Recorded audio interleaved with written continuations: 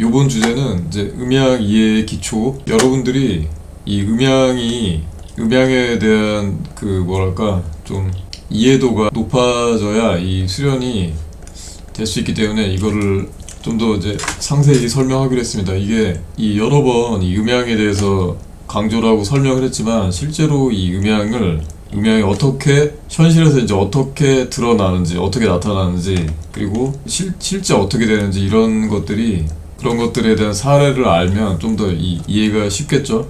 그래서 이제 설명하기로 했습니다. 날짜는 2월 22일 음향에 대해 설명을 해드리겠습니다.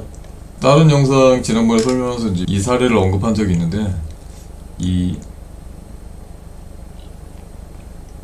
두 팔을 20대 남자의 팔을 기증받았어요. 어떤 소녀가 인도에서 그랬는데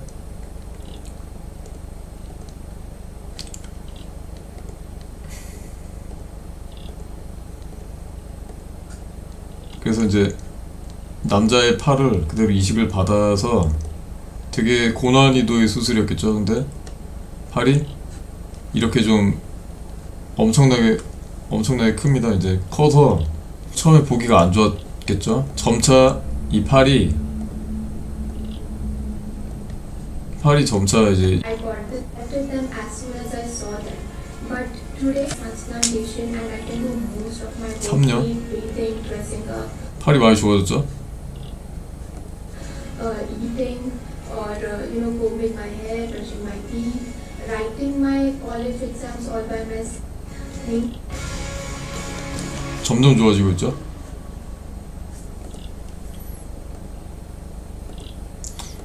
이 이후에 완전히 그 지난번에 보여줬던 영상처럼 존나 신기한데.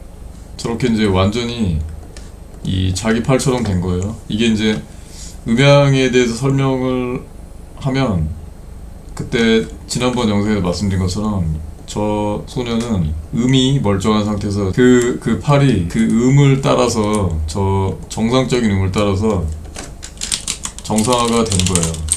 저 팔이 이 충돌이 나지 않았을 때 보면은 저 소녀는 되게 긍정적이고 밝죠. 성품이 긍정적이고 밝아서 그게 이제 성명정이 온전한 상태라는 얘기예요. 그게 성명정이 온전했었기 때문에 그 성명정을 따라서 몸도 이식한 몸이 일부분이기 때문에 좋아지게 됩니다.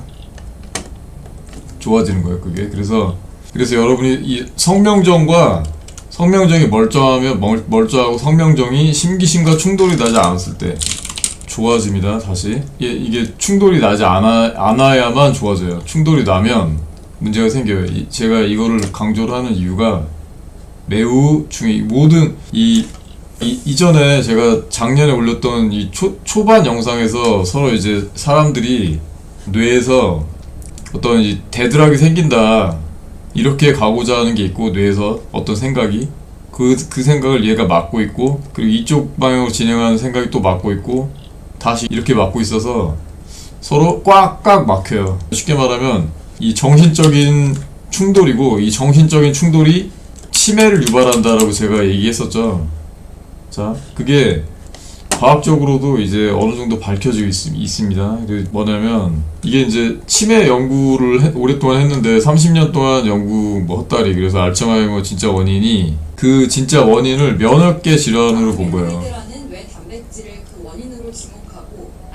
과거에는 이제 알츠하이머의 그 원인이 뇌에 있는 베타 아밀로이드라는 단백질 때문이다라고 연구를 했었던 거죠.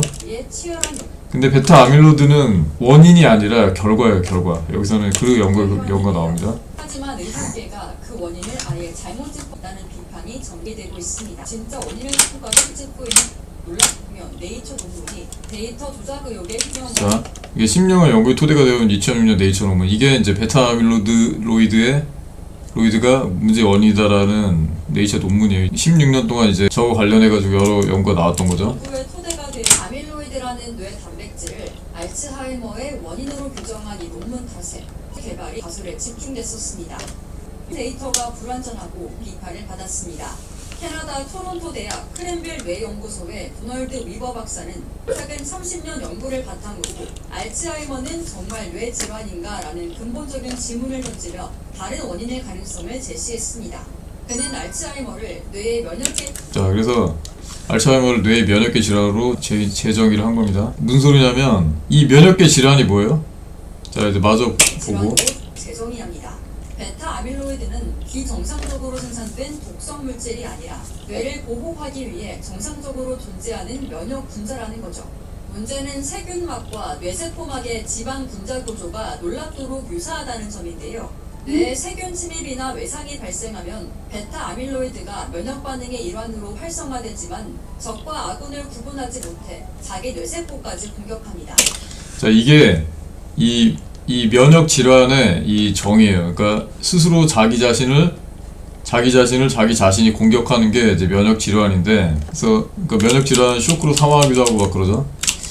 근데 이게 이런 구조가 왜 발생하냐면 아까 그 이전에 처음에 이제 작년에 올렸던 영상에서 말씀드린 것처럼 뇌에서 서로가 어떤 불가항력적인 상황을 서로 가정하고 서로가 서로를 불신하고 싸우는 구조가 되는 겁니다. 이게 누구를 위해서 꼭 반드시 내가 희생을 해야 된다, 뭐 이런 감정적 이 고리, 혹은 누군가 사망을 했는데 그 사망한 사람이 없어서 나는 무조건 슬프다, 없어서 그런 감정적 고리. 그러면 그게 이 사망한 사람 때문에 나는 이 행복으로 가고자 하는데 이 사망한 사람은 이미 사망해서 내 앞길을 막고 있고 이 사람은 끝났고 이 사람을 다시 살릴 방법은 없다, 그런 식으로 돼가지고 결국 나는 새로운 사람도 찾을 수 없다, 뭐 이런 식으로. 근데 이 사망한 사람 이 좋은 곳에 환생해서 잘 살고 있을 거다라고 가정을 해버려요. 그냥 그러면 얘가 없어지고 얘는 자유로워집니다. 이런 식으로 뇌를 자유롭게 하는 건데, 여기서 다시 이제 이 그림을 불러올게요. 불러와야 되니까. 이전에 음향 설명할 때 말씀드렸다시피 이 성품이 이 심을 긍정적으로 좋게 바라봐 줍니다. 그리고 심은 성을 따라요, 이렇게. 그래서 얘네 둘이 음향으로 서로 조화를 이루고 서로 이제 만족스러워졌을 때 심을 따라서 심의 명령을 따라서 기가 잘 활동하면서 몸도 좋아져요. 이게 무한하게 좋아지게 되는 원리입니다. 이게 무한해요. 무한한데 근데 뇌에서부터 문제가 생기잖아요. 치매가 온다거나. 몸은 잘 간수를 어찌어찌 몸은 잘 간수를 해도 그래도 뇌에 문제가 생기는 게 바로 이 면역 질환이라는 겁니다. 그러니까 이 치매라는 겁니다. 그러니까 뇌에서도 면역 질환이 생긴다는 거예요. 당연히 다른 곳에도 몸에 예를 들어서 뭐 아토피 같은 것도 생기는 면역 질환의 일종인데 아무 문제가 없어요. 아무 문제가 없는데 내가 여러분의 이 마음의 외피 같은 게 있어요. 외피가 마음의 외피가 있는데 이 마음의 외피가 내 몸이 싫어. 막 그냥 내 몸이 싫은 거예요. 그냥 내 몸의 일부분이 싫어. 그리고 아니면은 내가 이 마음의 격에 나의 어떤 성격이 싫어, 뭐 이렇게. 혹은 다른 누구를 싫어하는 그게 반영이 돼요. 다른 사람을 싫어하는 감정이 바로 그게 나한테 피드백으로 돌아서 나도 싫어하게 마음이 속에 생겨요. 나도 싫어하는 마음이. 그래서 모든 걸 다 싫어해요. 그러다 보면 뭐 다 마음에 안 들어요. 그러니까 여러분이 아주 굉장히 깊은 상태로 들어갔을 때 이게 본래의 마음이 나오는데 보통 여기 매여 살고 있습니다. 이 마음 외피의 격에 매여 살고 있다가 굉장히 깊은 상태로 들어가야 이 마음이 발견돼요. 본래의 마음이. 그래서 내가 본래의 마음을 여러분이 다독여주고 그 상태에서 다시 성을 찾아서 이 성으로 심을 바라보면서 얘네 둘이 조화롭게 이루어지면 마음의 격이 떨어져 나가거든요. 그러면 얘가 그때부터 천천히 뭐 아토피도 없어지고 정상화돼요. 일단 얘네 둘만 정상화돼도 이 청기를 받아들여서 회복시키고 할 수가 있습니다. 자, 근데 이 사례에 또 그러니까 쉽게 말하면 좀 더 쉽게 설명해드리면 이 인간이 늙어 죽는 이유는 죄다 그러니까 면역질환이라는 게 쉽게 말하면 이 음과 양이 싸운다는 거예요. 음양이. 그러니까 여러분 본질과 여러분의 껍데기가 계속 싸운다는 거예요. 계속 본질과 본체가 싸우는데, 본질과 얘가 본질이고 얘가 본체인데 얘네 둘이 싸우는데 그 껍질이 또 한몫하죠. 이 외부에 있는 격이 한몫하기 때문에 이 싸움이 끝나지 않고 그렇게 되면 사망한다라는 거예요. 얘네들 이 싸움을 멈추고 해야 된다라는 겁니다. 그런 게 이제 최근에 나온 연구 결과예요. 그러니까 아무리 그러니까 뭐 제가 이전에도 말씀드렸지만 장기 같은 거를 교체를 해도 영생을 할 수가 없어요. 왜 그러냐면 이 장기를 교체를 했을 때 이 장기랑 이 성명제랑 또 싸워버리면 이 장기 때문에 더 빨리 죽습니다. 그렇게 되기 때문에 얘네들이 싸우지 않아야 돼요. 이 성명정이 온전하고 바르게 돼 있어야 돼요. 그래서 심기신도 바르게 돼 있어야 얘네들이 조화를 이뤄야 이 문제가 안 생기는 거죠.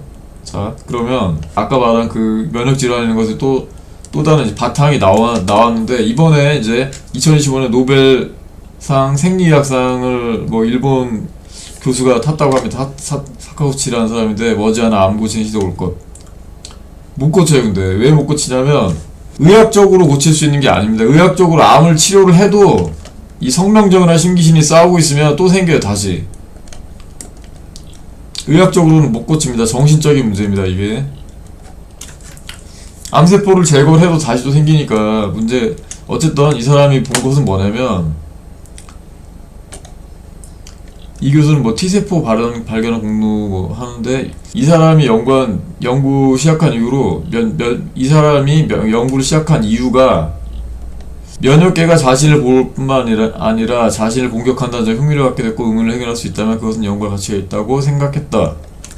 결국에는 자기 자신이 인간의 면역계가 자기 자신을 공격하는 걸 가장 주요하게 보고 있다라는 겁니다. 이게 노벨 생리의학상 탄 사람이 연구를 한 바탕이에요. 근데 이렇게 이 사람은 그래서 이 면역계 T세포의 활성을 어떻게 조절해서 면역세포가 공격하지 않게끔 하겠다라고 하는 겁니다. 근데 안 돼요. 왜 안 되냐면, 이 어떤 그 T세포나 뭐 이런 것들을 조절하는 원리가, 그 근원이 이 스스로의 성명정과 심기신이 싸우느냐 싸우지 않느냐에 달려있어요. 음과 양이 충돌하기 때문에 마취하는 것이기 때문에 이 충돌을 없애야만 T세포를 없애는 게 의미가 있어요. 그러니까 간단합니다. 그냥 청기를 받아들이면 되는데, 그렇게 하려면 마음을 지극히 선하게 먹어야 된다. 지극히 선하게, 그리고 지극히 맑게, 그 다음에 지극히 두텁게, 그렇게 하시면 됩니다.